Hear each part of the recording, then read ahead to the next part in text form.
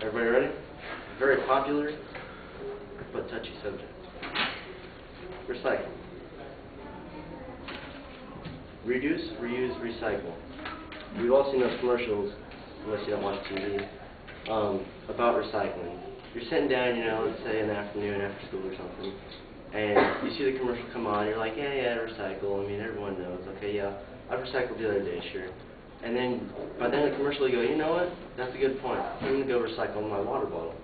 And so you walk in the kitchen and go recycle it, and you're almost there to put it in that separate bag, the recycling bag, or whatever you have.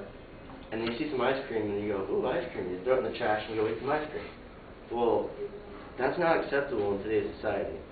I mean, maybe years ago. No, not even years ago. It was never acceptable. You know what I mean? You have to recycle it. It's a big part of today.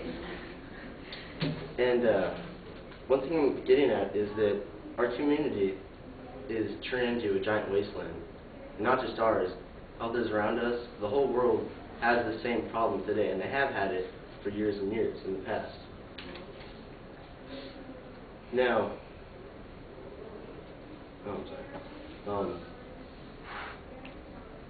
now my goal, the planet, and we have the power to stop it, but my goal today is to motivate you and give you some surprising yet fascinating statistics.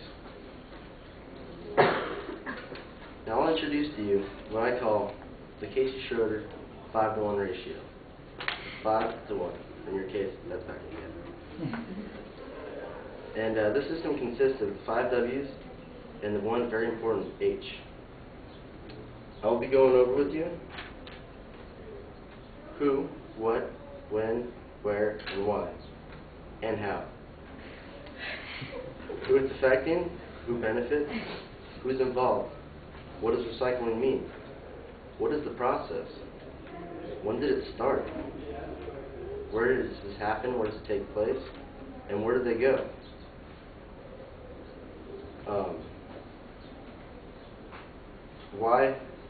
Why should you recycle, or why should you get involved? By the end of the speech, you'll be very influenced, hopefully. So, how do I, being you, get involved? Now let's start this off. Who? Who is this affecting? Who benefits? Recycling affects everyone and everything in society, on this planet, in the universe. So, who's involved? Millions of people. And it's a very rapidly growing system that we have here. And new systems are evolving every day. Millions of people and several large companies who are opening new recycling plants each month. Let's go to what. What does recycling mean? The definition of recycling is the process of turning one product's useful parts at the end of its life into new products, which is recycling as we know. But you don't really think about it. See, even back in the ancient, whatever days, thousands of years ago, sorry, probably figured it's a different term, but back then even they had recycling. If you think about it, they would make metal swords and stuff, right? They would heat those up, melt them, and then reuse them. So recycling's been around for years and years. Now let's go, what is the process? The items go through a series of pulleys and special magnets to obtain one material at a time until nothing is left but glass. When all the recycled products get to the factory, it starts off on one belt and it separates the papers from all the glass and other materials. And then once the paper is gone, it goes through a series of about 3 different magnets, and one pulls out such as iron, and the other one pulls out metal, and then the other one pulls out all the rest of the other scrap metal. And then once that's done, they take out all the little products that can't be recycled, like little chunks of food that might have gotten in there, and what's left is the glass. Now when did recycling start? Well, like I said, thousands of years ago. And let's go to where. Where does this happen? Where does it take place? Everywhere. There are dozens of recycling plants just within like 10 miles of here. You go on Google and type in recycling plants. It'll give you the local recycling plants that you get a hold of, and so you can be a part of this.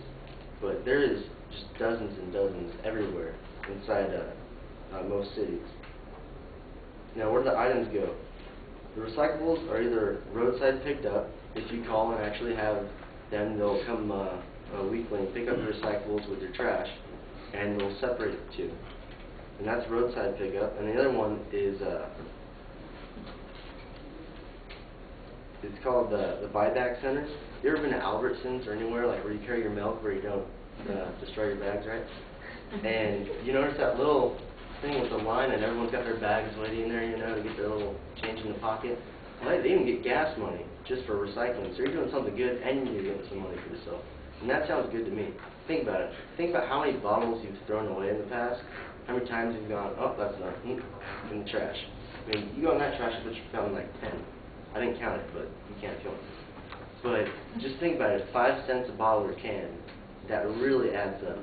And if you do that for 10 years, we can start retirement.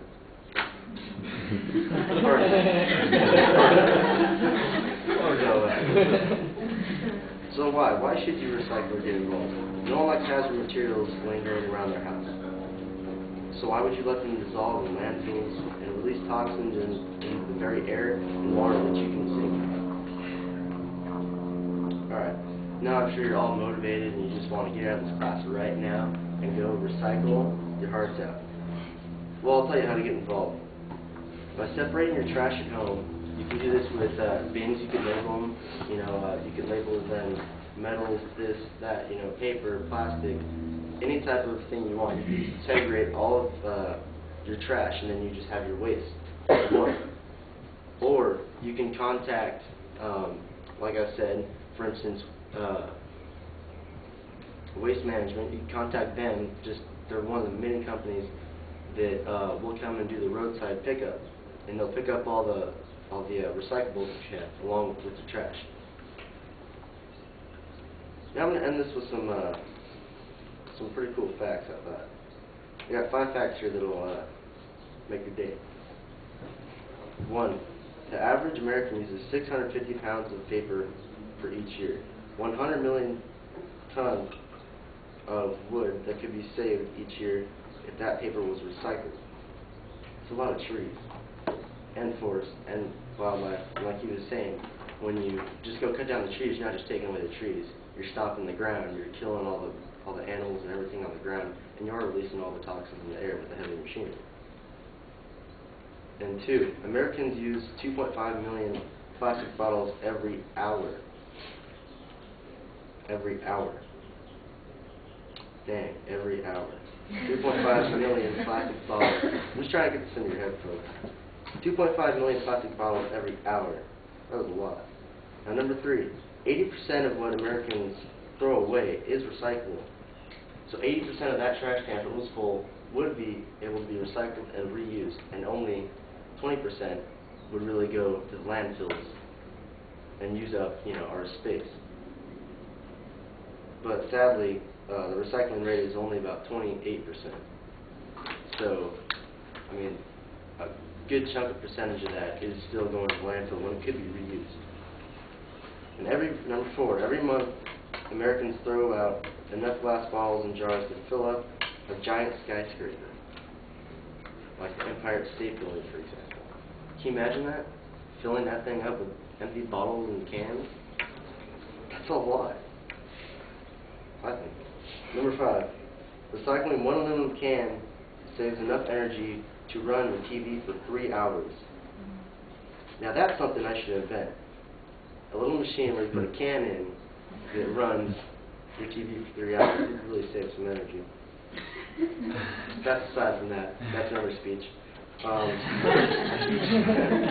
Americans throw away enough aluminum to rebuild our entire fleet of airplanes every 3 months. Our entire fleet. I mean, think about LAX is one of the many places you see airplanes, and we could rebuild all of that every 3 months. And most of the information I found was online from DoSomething.org/environment and Earth911.com. You can go to those websites or many more and try and do your part. So the next time you get inspired by a commercial